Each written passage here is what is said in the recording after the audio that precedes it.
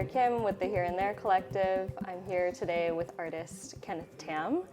We're here at Bridget Donahue Gallery to speak to Kenneth a little bit about his practice, as well as his current exhibition up in this gallery called The Medallion.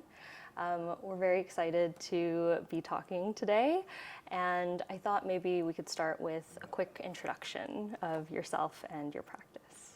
Yeah, so my name is Kenneth Tam, and I am currently based in Houston, and I spend some time in New York.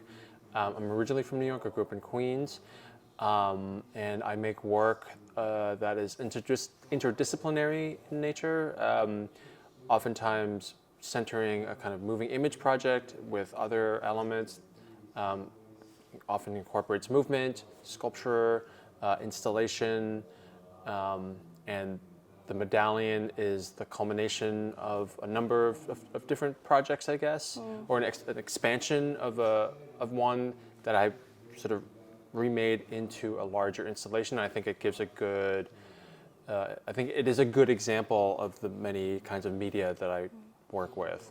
It seems like there was this kind of long process to come to this exhibition. When did the decision to start this particular project begin, and what was that journey kind of like? Yeah, so in, I believe, 2023, I got an invitation by an arts organization based in New York called All Arts to make a film. And for a while, I had a proposal to make a moving image work about New York City cab drivers, in particular looking at the medallion crisis. So I created a film called Driver Brother, which is a kind of, I call it an experimental documentary that looks at the medallion crisis and involves the participation of a number of New York City cab drivers using some standard documentary practices, but also incorporating things of a totally non-documentary nature, involving movement, involving a series of underwater scenes where I had the drivers, do movements in an underwater environment. So trying to both speak about the medallion crisis, but then also using these more unconventional means to explore themes of, let's say, economic precarity and vulnerability. That film was made and just released in 2024, and around that time I was invited to do a show here, and I knew that I wanted to continue with this material in some way. I didn't want to just show that film, so I proposed to re-edit that into some other multi-channel final cut with an installation kind of framing it. And that ultimately became the medallion. I see this kind of through line of this use of choreography as a tool to tap at what you're speaking about in terms of vulnerability, specifically in relationship oftentimes with masculinity. Can you tell me a little bit about kind of where this idea stemmed from in terms of bringing movement into your practice to tap at that? Yeah, I think, so for a number of years now, maybe close to 10 or 15, I've been making moving image works that explore some of these themes. And earlier works were quite austere in the sense that I would be a participant along with another individual in some kind of activity with a single camera setup. And the camera would be there to both record, but also perhaps instigate this activity.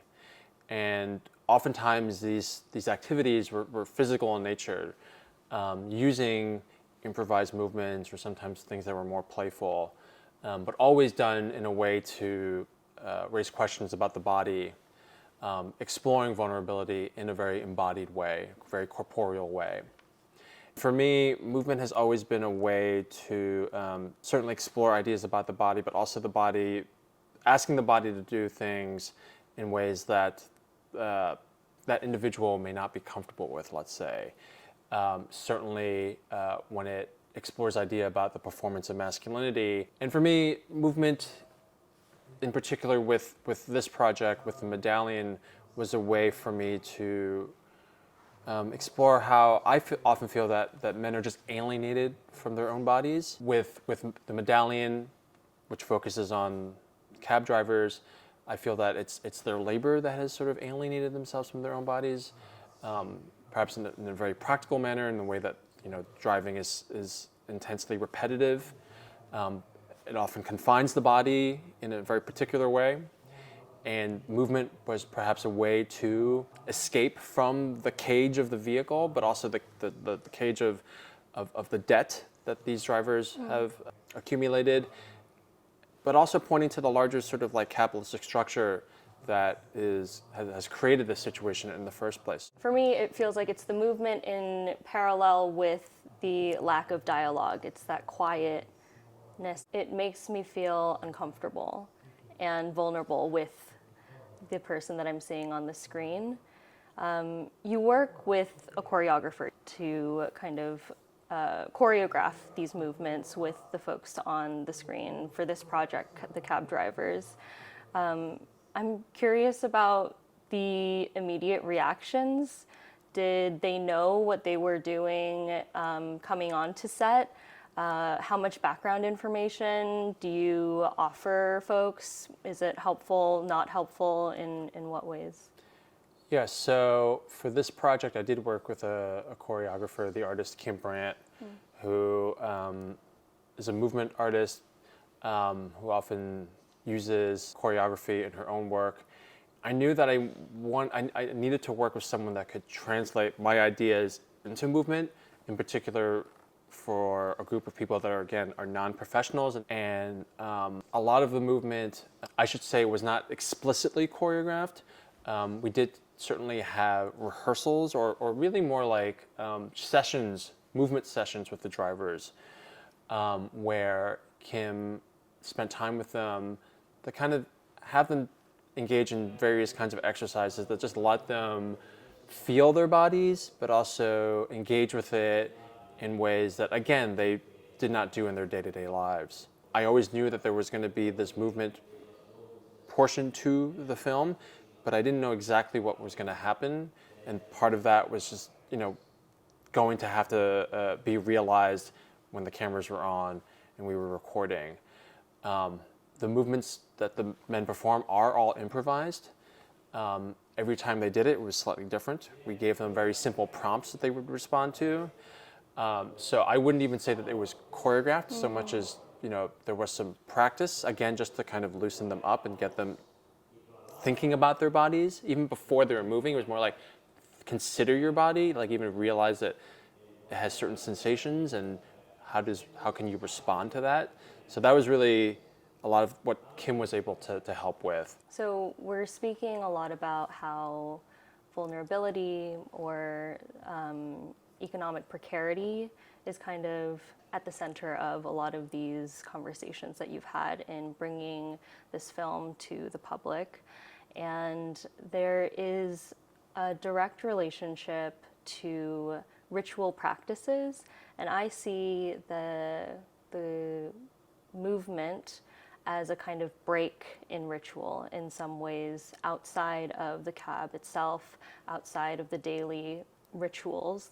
Can you speak a little bit about this importance of this term ritual in your practice, but also specifically for this particular project? For me, I'm most interested in rituals that are transformative in some way, that can sort of create opportunities for different kinds of thinking, of performance, or even just how one individual can relate to another. The way that ritual can bring people together, but perhaps even sort of reorder existing structures or relationships. And a lot of my thinking around that actually came from understanding the existing ritual practices that drivers already had. A lot of the drivers in general in New York City are of various faiths, and those faiths have certain practices that require drivers to sort of interrupt their working day. So if you're Muslim, you have to pray 5 times a day. And perhaps even just being in the city, you will often find a driver who has sort of stopped on the side of the road, pulls out their prayer rug or mat from the trunk, and are conducting themselves in the street in public, praying in public. And I really realized this, or it became like really quite clear how important that was. There's another set of practices that has to happen alongside their daily one as drivers, but it's kind of kept hidden, or at least like it's pushed to the side. In some ways I wanted to not necessarily foreground that, but sort of like think about like how ritual practice can function as maybe not just as a set of resistance, but as a way to kind of like disrupt the day-to-day demands of driving, which are so repetitive, which are so grueling and taxing.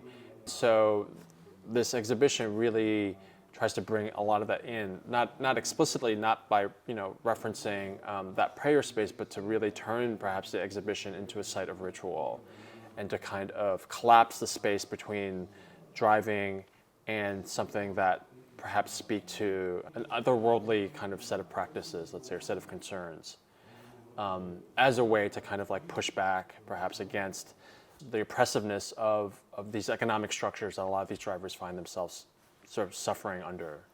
The life in New York is so expensive for me now. I cannot make money like before I did, and I would be in some place and like I have a 300,000, 400,000, 500,000 in my hand, buy a small house and get my retirement until I'm dying, my mind be relaxed. But now in New York, I'm doing like the last 30 years, still I'm working 6 days, when then end of the month in the bank is only $5, $6, $7 left. This was thinking too much, and I sugar problem, and in my, everybody telling me don't think too much, but this is in my mind. I don't know what should I do. When will I be free from this loan? You've covered the exhibition space's floor with wooden beaded seat covers that I found I recognized immediately just from time living here in New York City, time taking cabs. And then throughout the space, there are different sculptures all on the ground using no pedestals on top of those wooden beaded seat covers. And as you walk through the space, some of the objects are immediately recognizable and others are so foreign. Can you talk a little bit about the sculptures that were chosen for the exhibition? Yeah, I mean, I think, one sculpture is really the floor itself, right? I really wanted to sort of reconceptualize the ground in which not only the sculptures would be standing on, but us as viewers would be standing on as part of the experience. When I first started using them, I didn't realize, I did not have the idea of tiling the entire floor with it. That came from just sort of seeing it as an object, as a material, and understanding like what else could it be besides just a seat cover.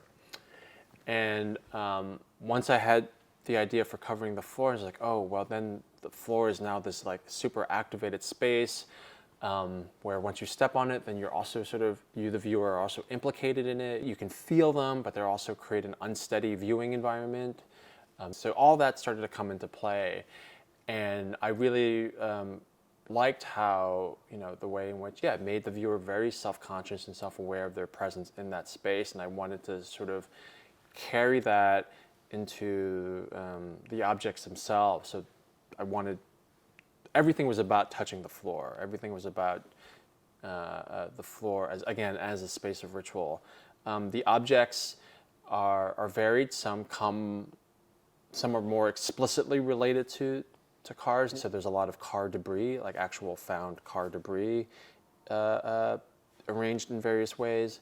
But there are also reproductions of some of this debris, cast objects that, because of the material I used this sort of like translucent epoxy resin. When they're lit from below, they have this kind of otherworldly, kind of almost supernatural quality to them. They feel like, one of them is named Talisman. So again, like trying to evoke a more ritualistic idea. There are a number of vessels in the show. Some are made out of glass, some are the original plastic vessel, and these vessels are from cars. They're reservoirs for coolant or windshield wiping fluid. And again, I chose them because they seem to slip between the world of ritual and the world of automobiles. I wanted there to be something about liquids and fluids in the show. Certainly, you can make a relationship to or a connection to the underwater scenes in the film, but also thinking just about the body as a vessel, and drivers themselves are in the situation where they must control their own fluids, you know. And it is this control that I was really interested in thinking about. There's also this little Tibetan Buddhist prayer wheel that's on a portion of the car seat that has LEDs embedded in it, so it's lit from below. And that little guy is special. You know, it's something that you can see in cabs, though it's not only found in cabs. I was really drawn to it because I thought it was so beautiful and strange.